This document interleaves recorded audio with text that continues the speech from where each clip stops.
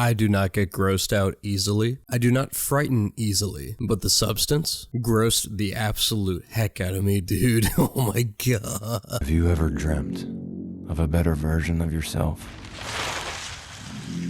Younger, more beautiful. People are gonna love that.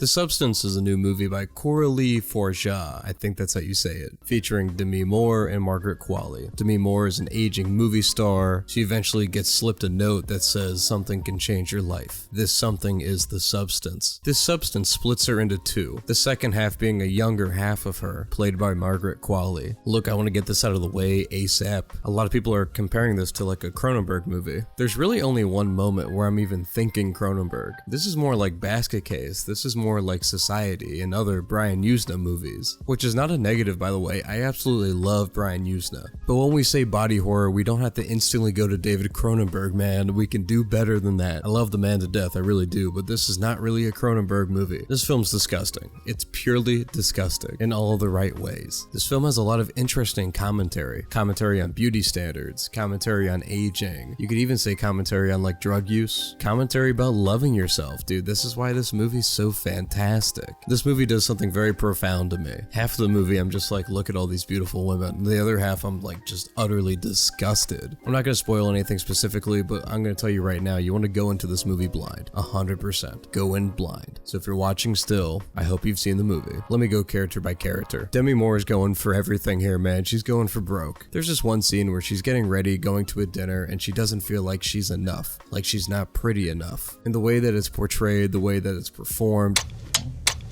she does a great job. Margaret Qualley absolutely owns being a star right off the bat. She looks like she was made for Hollywood. I also love the start of this film where it's like a Hollywood star being made, then people slowly forgetting about the person, being like, oh, what was that person in? Oh, I remember that movie-ish. It's a brilliant way to start your movie. I really like the slimy Dennis Quaid character. Oh my gosh, I love the producer named Harvey. I wonder who that is. He has some of the best line reads in the entire movie. Pretty girls should always smile. Dude, he's killing it. The way that this film is shot too is so disturbing. It's like super up close and in your face. The editing is very sporadic and it jumps all over the place. I really like the artistic direction of this movie too. Like I love the font of just The Substance. I love the sets. I love how the billboards don't have channels on them. The billboards are just like Margaret Qualley looking like amazing, and it's just like new show tonight, no channel or anything. I love the world building. I love the really intense synth music, but I love how they actually go away from it eventually in the movie. There's a certain moment in this movie where it turns into that Brian Yuzna movie I was talking about. It's some of the best prosthetic work I've ever seen. It feels like a point in time where it'll just never look better than how it looks in The Substance right here. Once we are introduced to the